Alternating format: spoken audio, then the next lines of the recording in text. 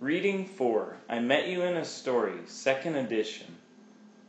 Bob Jones University Press. Just an Albino Squirrel Kit by Karen Wilt, illustrated by Paula Cheadle.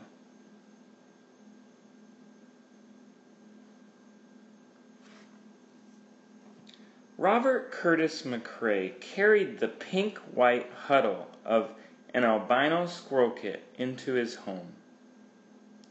He had carried it miles across the mountains, smoky blue now in the distance. It had curled up in his hunting cap, and he had buttoned the bundle inside his flannel shirt. In the kitchen it lay in a stupor, shivering, as Robert Curtis drew his hand across the downy fur of its forehead and between its little bits of ears, each no bigger than a kernel of dried corn. Gimme Bunny!" Travis hollered. "No," Robert Curtis said. "This'n is special for Lydia Joy, to cheer her up." Ma sighed. "That one needs a heap more than cheerin' up to set her right. Healin' of the soul comes slower than healin' of the body." "Me hold," Travis interrupted. "Let him get a look, Robert Curtis," Ma said. The little boy's eyes grew large and round. "Careful," Robert Curtis said. "You have to be gentle."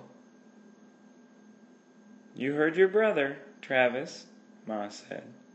"Now you just get on out in the yard and play." "Thanks," he whispered, almost reverently, before backing out the door. Robert Curtis unlatched the door of the worn leather and scrap lumber that led to Lydia Joy's room.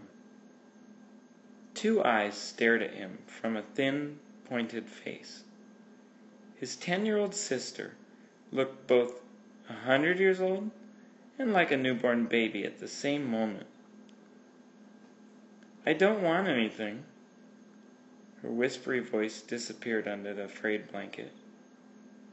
"Sure you do," Robert Curtis said. "This is something like you've never seen, Lydia Joy.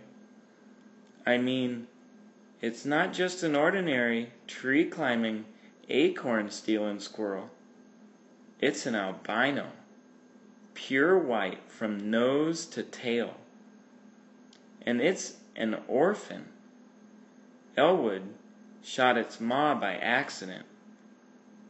He dug his toe into a knothole in the floor, trying to think of excuses. "Besides, I can't take care of it. I have to be in school all day. But you can. I'll get a little eyedropper from Doc and put it by your bed where you can reach. Ma will give us some milk for it. It'll die if you don't take care for it.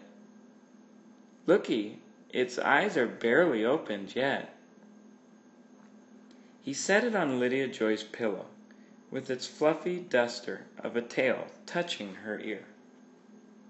"I'm too tired, Robert Curtis," Lydia Joy said. "When it grows up and runs around outside, I'll still be lying in this dreary old bed, 'cause I'll never be walking again."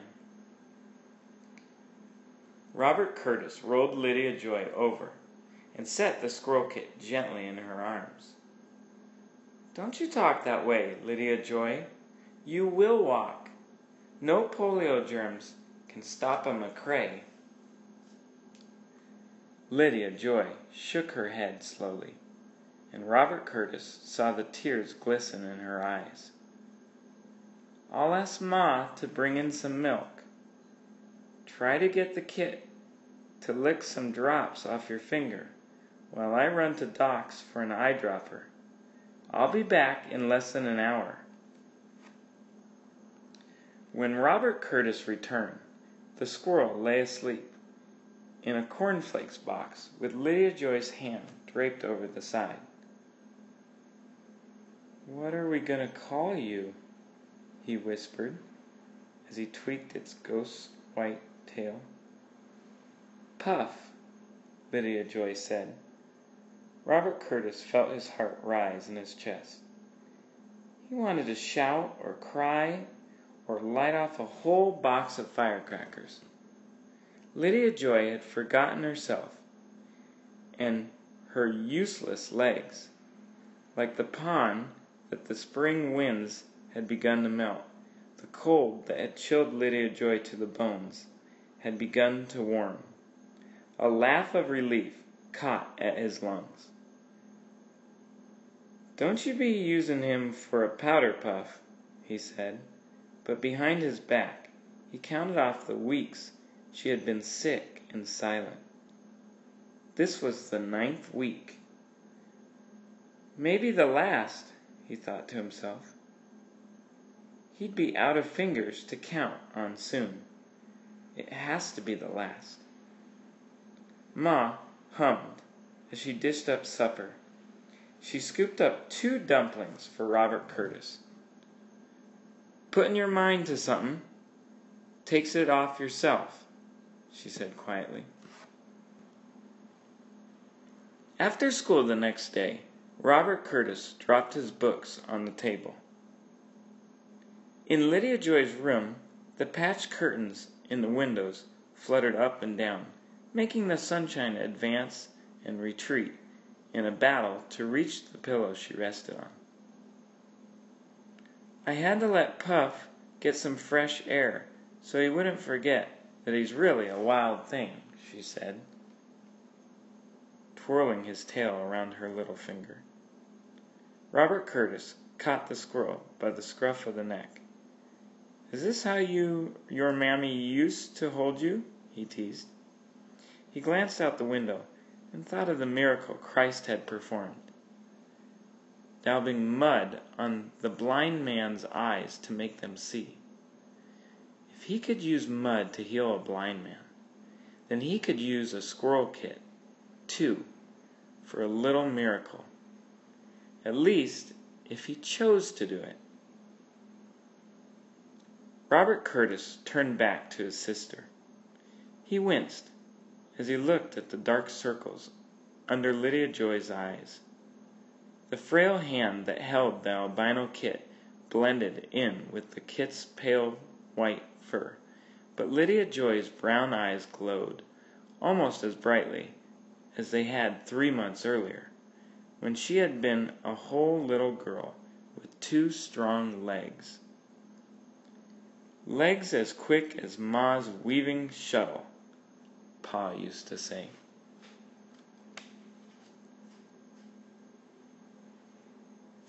In the next few days, spring swept in, wiping away the blanket of winter frost and waking up the trees to turn them 1,000 shades of green. Robert Curtis started carrying Lydia Joy to the kitchen every morning. As spring grew bolder, Lydia Joy asked to be carried to the doorway and then to the porch. The dark circles under her eyes faded. Pink roses began to bloom along the trellis and in Lydia Joy's cheeks. The squirrel kit became more lively. It climbed the porch railing, the trees, the mailbox, and Lydia Joy's hammock to perch on her shoulder and peer at the world from behind her golden brown hair. It chased Lydia Joy's yarn and the chicks and the puppies and Ma's laundry and its own tail. It also played hide and seek, hiding its eyedropper feeder, Ma's clothespins, Travis's diaper pins, acorns, Pa's carpenter nails, and anything else it could find. And Ma did the seeking, warning Lydia Joy that she had better know every nook and cranny Puff used. Slowly, Lydia Joy awoke. Robert Curtis sensed it was happening, but Travis discovered it first. It was her laughter, When Travis had first learned to talk, he had promptly nicknamed Lydia Joy Laugh Laugh, but everyone had forgotten that name during the long, dark winter months. As Puff batted her nose with his paws, and Lydia Joy's voice rippled like the brook, Travis sang out, "Laugh, laugh," again. Doc came out less and less to check on Lydia Joy. He spent more time giving Ma and Pa advice about exercises and leg braces. Robert Curtis helped his sister do the exercises faithfully, and Puff chattered instructions from Lydia Joy's stomach. Then Pa brought the braces home. Puff chewed the cardboard package opened during dinner. While Ma cleared the table, Pa fitted the braces on Lydia Joy's thin legs. Her tears made dark splotches on the leather holders. "Where do they hurt?" Pa asked. Lydia Joy shook her head. "They're so ugly," she sobbed. "But Lydia Joy," Robert Curtis said, "they'll help you walk." "Take 'em off! Take 'em off!" she cried. Puff jumped onto the chair and chattered loudly in agreement. Pa unbuckled the braces and propped them up on the porch. He carried Lydia Joy solemnly to bed. Robert Curtis tried to get Lydia Joy to try them again after exercising the next day, but she balanced precariously and wouldn't hold the crutches. Tears streamed down her cheeks. "I want to walk on my own," she cried. Robert Curtis unbuckled them.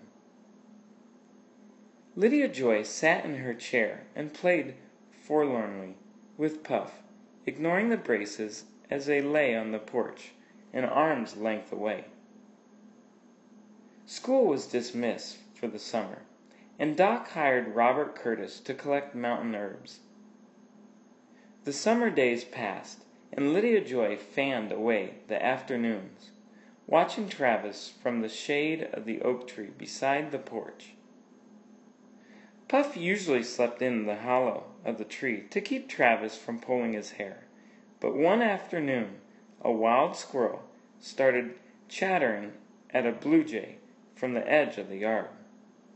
When squirrels had come before, Lydia Joy had always taken Puff inside the house, but this time Puff scampered off to investigate. Travis pounced on him as he paused at the chicken house. "Chirp, chirp, chirp," Puff screeched. "Travis!" Lydia Joy called. Travis jumped up, and Puff scampered into the woods. "You leave him be," Lydia Joy said. "Here, Puff, come on," she called. The woods were silent. "Puff!" Lydia Joy called louder. "Puff!" She pulled herself up on the porch rail. "Puff! Puff! Puff!" Travis echoed. Lydia Joy scanned the trees for a blur of familiar white fur. Nothing. "Puff!" she screamed. She pulled herself to the far side of the porch. Splinters cut the palms of her hands, and she scraped both elbows. Her legs caught on the crutches and sent them sprawling. Lydia Joy grabbed the braces and wrenched them onto her legs. She propped herself up again and raised the crutches. Robert Curtis, coming in from the fields where he had been digging roots, saw his sister hobbling across the yard. "Robert Curtis!" she called. "Puff went in those woods! Get him!" He stood still for a moment. Then he jogged toward the woods. "Puff!" he called. He paused and listened, but the only sound he heard was the wind stirring the leaves. He shrugged and turned back. Lydia Joy was standing in the middle of the yard, watching. He walked slowly toward her. "You didn't even try," she said, her voice breaking. As Robert Curtis came closer, he could see tears sparkling in her eyes. Gently, he put a hand on her shoulder. "You know he had to go back to the wild things," he whispered. "Puff had too much heart in him to stay cooped up forever. Just like you, Lydia Joy." Lydia Joy stayed quiet, staring at the ground. Finally, she drew in a shaky breath. "You think he's happier this way?" "Sure, as my name's Robert Curtis." Lydia Joy leaned on her crutches, biting her lip for a long moment. Then she stood taller, raised her chin, and looked her brother in the eye. "Walk with me around the yard once, Robert Curtis," she said. She tightened her hands on the crutches. "I've got just as much heart as an albino squirrel kit. Maybe more."